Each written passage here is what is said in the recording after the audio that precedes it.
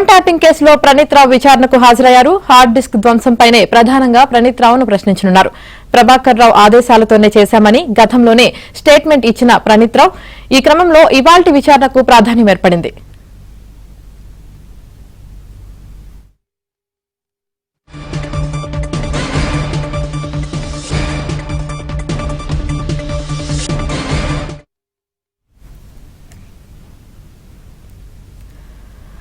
Phone tapping కేసులో ప్రణీత్ రావు విచారణకు హాజరయ్యారు. హార్డ్ డిస్క్ ధ్వంసంపైనే ప్రధానంగా ప్రణీత్ రావును ప్రశ్నించనున్నారు.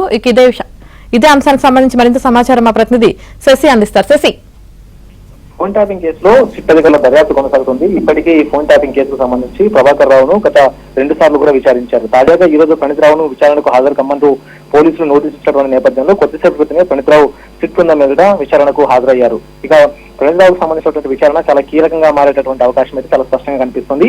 హార్డ్ డిస్క్ ధ్వంసంలోనూ ఆధారాలను మాయం చేసేటటువంటి అంశంలో ప్రణీత్ రావు చాలా కీలకంగా వ్యవహరించాడు. అయితే ఎప్పుడైతే గతంలో సార్వత్రిక ఎన్నికలకు సంబంధించినటువంటి ఫలితాలు వెలువడ్డాయో అదే రోజు రాత్రి ఫోన్ ట్యాపింగ్ సంబంధించిన పరికరాలను ధ్వంసం చేయడం, ఆ తర్వాత హార్డ్ డిస్క్ ను ధ్వంసం చేయడంలో ప్రణీత్ రావు కీలకంగా వ్యవహరించాడు. ప్రత్యేకంగా ఎస్ఐబి కార్యాలయంలో ఏర్పాటు చేసినటువంటి ఒక ప్రత్యేక కార్యాలయంలో ఉన్నటువంటి మొత్తం హార్డ్ డిస్క్ లను కూడా ధ్వంసం చేసి మూసిలో పడవేసినటువంటి సందర్భం ఉంది. ఇదే అంశం మీద పోలీసులు కేసు నమోదు చేసి దర్యాప్తు చేపట్టినప్పుడు ప్రణీత్ రావు ఇచ్చినటువంటి స్టేట్మెంట్ ఆధారంగానే ఈ హార్డ్ డిస్క్ ధ్వంసమైనటువంటి హార్డ్ డిస్క్ కావచ్చు, వాటి శకలాలను కావచ్చు మూసి నదిలో కొన్ని సేకరించినటువంటి సందర్భం ఉంది. అయితే ఇప్పుడు ఈ కేసులో ప్రభాకర్ రావును ఇటు సిట్ అధికారులు విచారిస్తున్నటువంటి నేపథ్యంలో ప్రభాకర్ రావు ఎక్కడా కూడా పోలీసులకు సిట్ బృందానికి సహకరించడం లేదు. ప్రతిసారి కూడా ఆయన పోలీసులకు సంబంధించినటువంటి సమాధానాలను దాటవేసేటటువంటి ప్రయత్నమే చేస్తూ ఉన్నారు. ప్రధానంగా తాను ఎక్కడా కూడా కింది స్థాయి అధికారులకు తను ఎక్కడ ఫోన్ ట్యాపింగ్ చేయమంటూ ఆదేశాలు ఇవ్వలేదంటూ కూడా ఆయన చెప్పే ప్రయత్నం చేస్తారు. కానీ ఇటు ప్రణీత్ రావు కావచ్చు, లేకపోతే ఈ ఫోన్ ట్యాపింగ్ కేసులో అరెస్ట్ అయినటువంటి తిరుపతన్న, భుజంగరావు, రాధాకృష్ణరావు వీళ్ళంతా కూడా గతంలో కన్ఫెషన్ స్టేట్మెంట్ ఇచ్చినప్పుడు తామంతా కూడా ప్రభాకర్ రావు ఆదేశాల మేరకే పనిచేశాము, ఆయన ఫోన్ ట్యాపింగ్ చేయమంటేనే ఆయన ఆదేశాలతో తామంతా కూడా ఫోన్ ట్యాపింగ్ వ్యవహారానికి తెరలేపామంటూ కూడా వారంతా స్టేట్మెంట్ ఇచ్చారు. కానీ ఈ ఇచ్చినటువంటి స్టేట్మెంట్ మాత్రం ప్రభాకర్ రావు వ్యతిరేకిస్తూ వస్తూ ఉన్నారు. సో ఇలాంటి నేపథ్యంలో ఇప్పుడు ప్రణీత్ రావును విచారించి ఆయన దగ్గర మరొకసారి స్టేట్మెంట్ రికార్డ్ చేసేటటువంటి అవకాశం కనిపిస్తుంది. సో అందులో భాగంగా ఈరోజు ప్రణీత్ రావును విచారిస్తూ ఉన్నారు.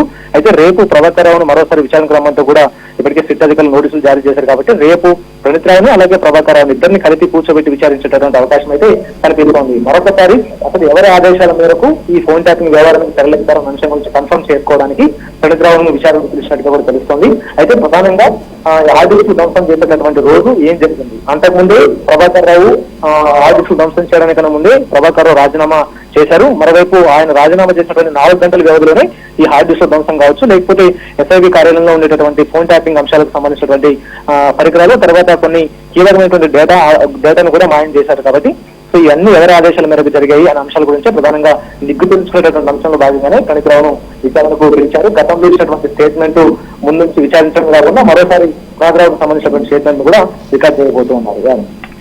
Right, thank you Shashi.